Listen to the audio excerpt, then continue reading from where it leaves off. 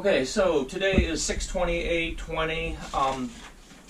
These guys got here Wednesday night. Yesterday we went to the mountains four-wheeler riding. Really cool. But as far as reloading, the one thing that some things have been said here, and it's just permeating my brain that I've not been communicating clearly. So when we do basic brass prep, when you do uniform primer pockets, uniform flash holes, blah, blah, blah, all that is the most basic of stuff. That's like reloading 101. Everything we're going to do today, and we will never be able to cover this all in one day. This is where you get to reloading, because doing new brass is the easiest of all things. You can teach a chimpanzee to do that.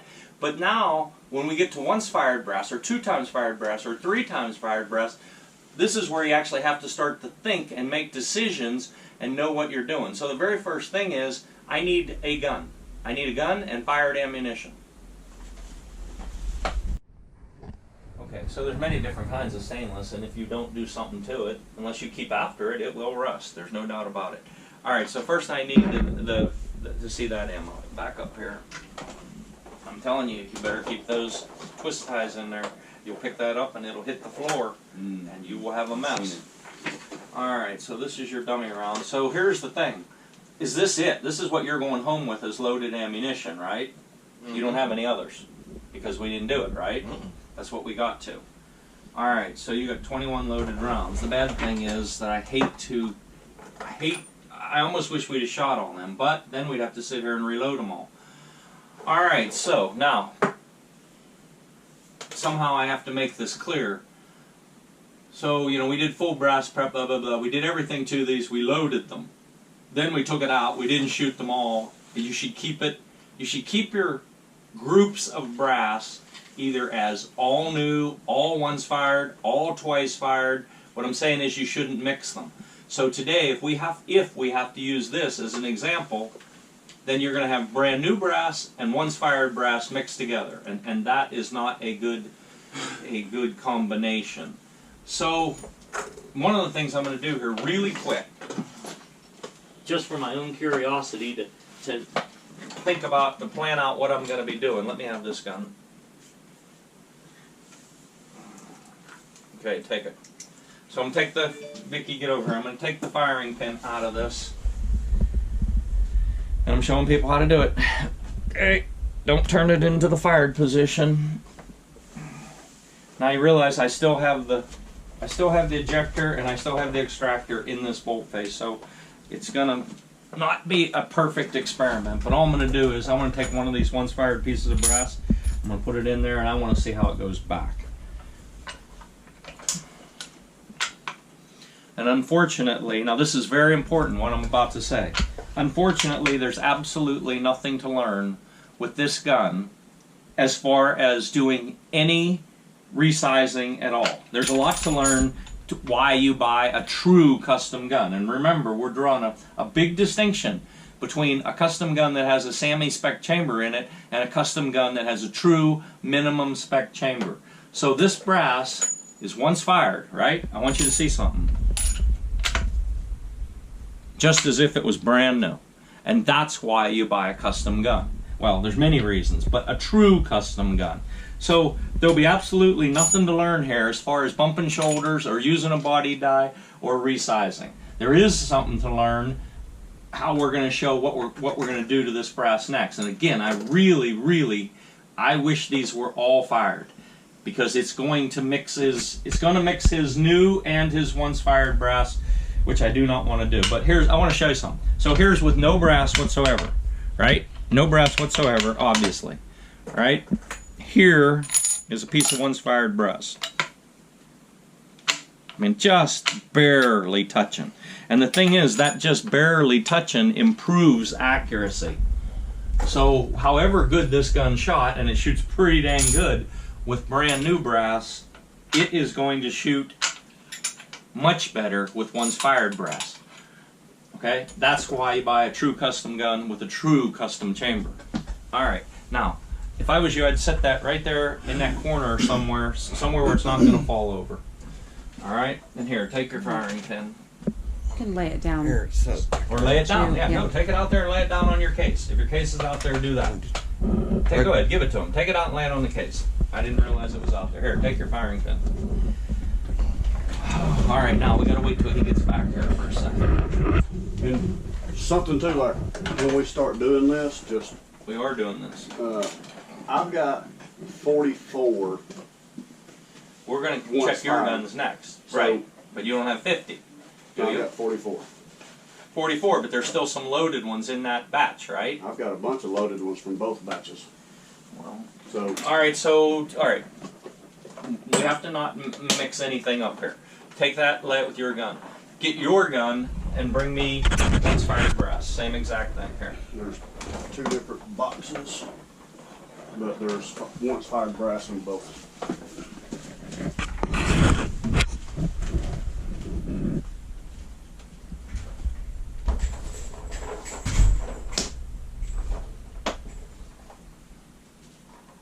So this is the new stuff that was a bit warmer, right? What is this? What does this stuff say? Oh, that's not what it says. Oh no, that is. All right, so this will be interesting right here. Where'd he go? Is his gun outside still? It's in his car. What's that? It's in his car. It's in the car. He's bringing it in. He's got it right here. Paperwork in with this. So this, because there's less of them, more loaded. This is the new, right? And this was the original. Go wait, don't easy. All right. So this is on one of them. this is the brand new ammo. This is the old ammo. Yes. Okay. And so this is what we're looking at here. All right. So let me see something. Same deal. Take that firing pin out. I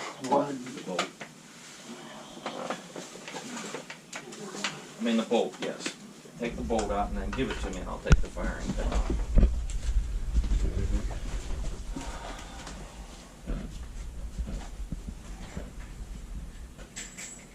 Left hand.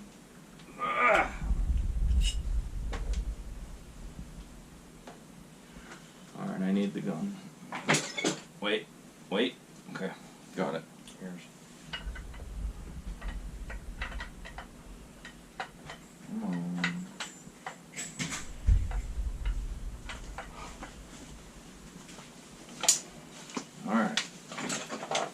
Alright, so what we have here is we have ammo that we up the powder charge, doesn't matter what. And we have ammo that was our original loading. But and again, without going into it, it doesn't matter. But the older ammo with the lower powder charge was averaging at 2811. And the new ammo, where we upped the powder charge, is running at 2870. So we're going to do the exact same thing. Reach over here, take a fired case, stick it in here. This is of the lower velocity. Absolutely nothing to learn. There's nothing to learn here. Okay, except for you want to grab this piece of brass coming out of here, except for you want a true custom chamber. Now, we up the velocity, and so this should, hopefully this crosses over. If you up the velocity, you up the pressure, right? More pressure, more velocity. So let's try this one. And absolutely nothing to learn. So, and actually, I shouldn't keep saying that, because there is something to learn. By that going in there that easy, that, by the way, is this 250 grain or 300 grain? 250. 250s. So we have 250 grain bullets coming out of this 338 Lapua at 2870. That piece of brass went in there unbelievably easy. So what we know is you could do incremental powder increases. And who knows where to top out. We're 2870, guaranteed you're going to go to 29. You might go to 2925, 2950. You start getting up around 2975, you better have a good chronograph and be paying attention, because that's about the limit of it. But we know, just by how that brass goes back in there, that he's not running any pressure and that he could increase his velocity. And this is a hunting gun. So, depending on how it shoots, he may want to increase his velocity. Okay, so take that out there. Here, wait. Take this firing pin and lay it down. Take that. Alright, now. And same deal. Unfortunately, We don't have an entire box of once fired. I really wish we did, of new one time fired, and we don't have an entire box here. So we're going to have to split the.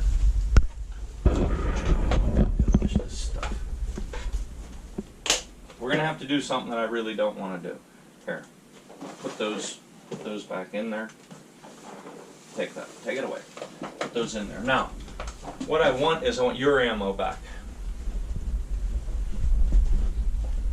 So if I do at home load some more, would you, with what you was just saying, you know that it's not showing any pressure issues? No, wait. Let's clarify that. We know that it wasn't showing any pressure issues. What was the velocity? What was the elevation over at our place where we were shooting? Did you take an elevation over there? Doesn't matter. It's approximately 3,000. 3,000 some feet. Right. So we know that over there at 3,000 feet, and about how hot was it that day? 85. It was about 85 degrees at that elevation, at that blah, blah, blah. We know at those conditions that there was no pressure. We don't know what it'll be at your house in Georgia. So you got to go and shoot it and find out and see what's going across the chronograph. But yes, the question is, could I increase the powder charge? And the answer is, from the information we have thus far, yes. Yes, you could. Okay, and who knows? Maybe considerably. But again, in a case that big, you can move half grain at a time. Add a half grain, and since we know how good the gun shoots, I would actually do it maybe 3 or 5 at a time. Like load 3 and shoot it, and load 3, half a grain more and shoot it, and find the top. As soon as you find the top, which there will be pressure, then back off at least 1 full grain. Okay, so this is yours, right? 2930 was your elevation. 2930? That's what it is over there, right at 3,000 feet. Okay. All right, so I hardly know where to start. All right, how about this? So obviously these have been fired, so they got a primer in them. We got to get that primer out, right? And so a guy gets a normal set of dies, and he opens the box, and you know what? Of course, they had to be right somewhere hard to get. Look out. All right. I'll call these both normal sets of dies. Obviously, these are less expensive. These are more expensive. These are RCBS. Those are they're Redding. But the very premise of both of these dies is wrong for what we're going to try to do. So you take this die out here, right? And you're like, okay, this has been once fired, so I have to resize it. Well, the first thing is, why do you have to resize it? We just pulled the firing pin out of the gun and it went back in, and it goes in perfect. So why would you do anything to it? You have to think this through. Reloading is not an ABC in order type operation. It is and should be, what do I need to do? Okay, what do I actually need to do? What is the gun telling me that it needs to do? So this went back in the gun. Went back in the gun, absolutely perfect. So obviously the thing to do to this piece of brass is nothing.